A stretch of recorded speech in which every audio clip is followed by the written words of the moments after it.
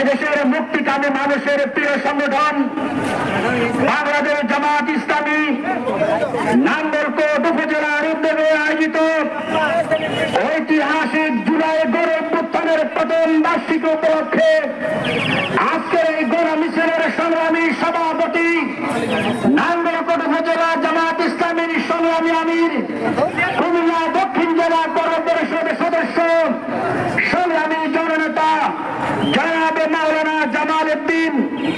উপস্থিত রয়েছেন নাঙ্গলকোট পৌরসভা জামাত ইসলামীর সংগ্রামী আমির, সাবেক ছাত্রনেতা জনাব হারুনুর রশিদ, নাঙ্গলকোট উপজেলা জামাত ইসলামীর নায়েবে আমির মাওলানা এসএম মহিউদ্দিন, মাওলানা ইউসুফ আলী, নাঙ্গলকোট উপজেলা জামাতের সংগ্রামী সেক্রেটারি মাওলানা নুরুল ইসলাম হাসান, নাঙ্গলকোট পৌরসভা সেক্রেটারি অ্যাডভোকেট আনোয়ার হোসেন, উপজেলা সহকারী সেক্রেটারি মাওলানা ইয়াসিন মজুমদার, শ্রমিক কল্যাণ ফেডারেশন কুমিল্লা দক্ষিণ জেলার সংগ্রামী সহসভাপতি, নাঙ্গলকোট উপজেলার সাবেক আমির, বিশিষ্ট শ্রমিক নেতা জনাব মাস্টার আব্দুল করিম সহ সম্মানিত নাঙ্গলকোটবাসী, নাঙ্গলকোট বাজারের ব্যবসায়ী বৃন্দ, শ্রমিক মজুর তাঁতি কৃষক আলেম ওলামা প্রত্যেককে জানাচ্ছি আমার পক্ষ থেকে সালাম, আসসালামু আলাইকুম ওয়া রাহমাতুল্লাহ।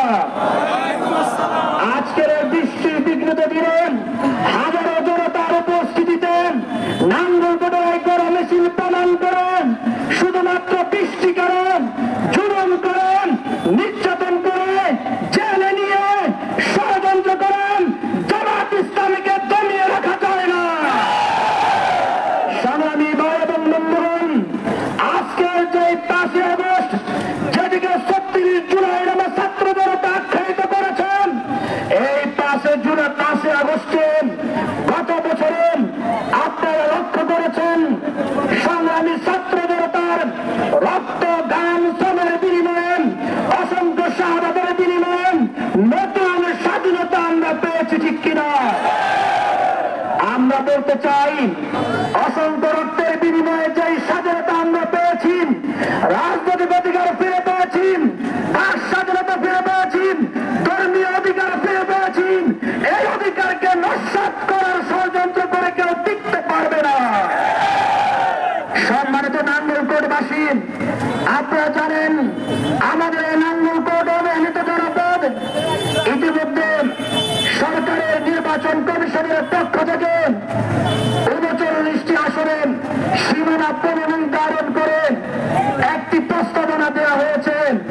যদিও এটি চূড়ান্ত নয়, আমরা লক্ষ্য করছি কুমিল্লা জেলার সবচেয়ে অবহেলিত 2টি জনপদ নাঙ্গলকোট এবং মনোহরগঞ্জকে একসাথ করে নতুন করে তারা ষড়যন্ত্র করার চেষ্টা করছে।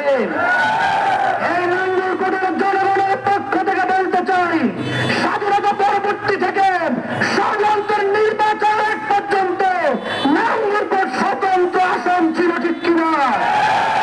নাঙ্গলকোটের জনগণের অধিকার নিয়ে সিনেমিনি না খেলেন নাঙ্গলকোটকে স্বতন্ত্র আসন হিসেবে ফিরিয়ে দিতে হবে।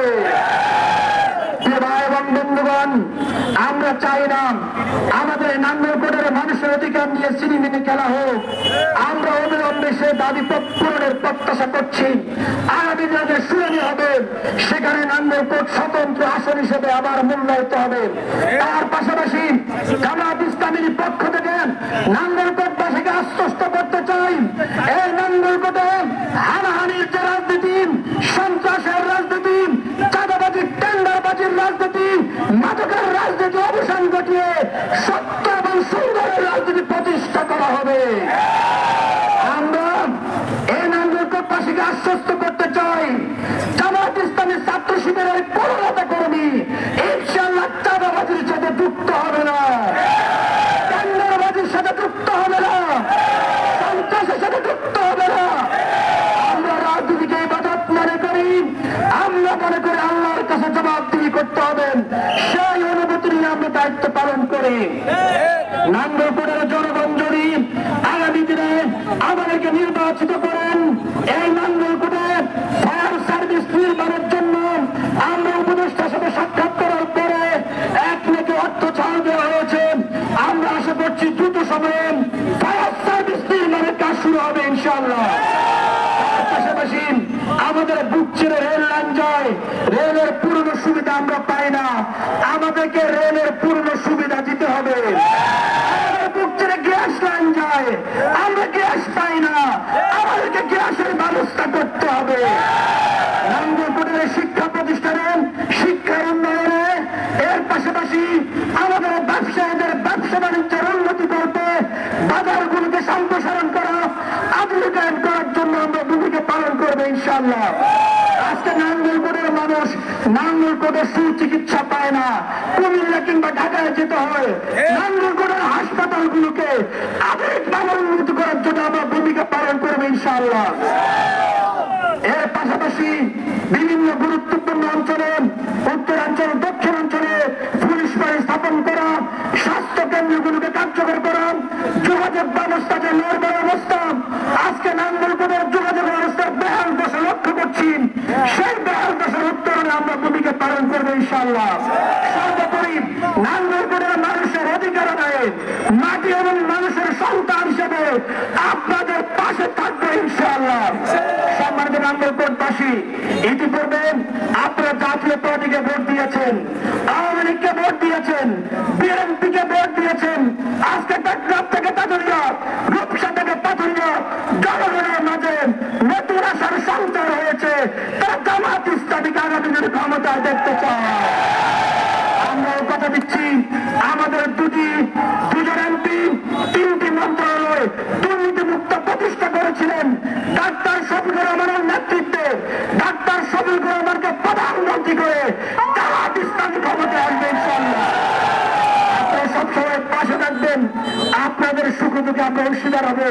আজকে বৃষ্টি স্থাতের দিনে আপনারা সময় দিয়েছেন, শ্রম দিয়েছেন, বৃষ্টিতে ভিজেছেন, আপনাদের সকলকে অন্তরের অন্তর ধন্যবাদ জানাচ্ছি। তার পাশাপাশি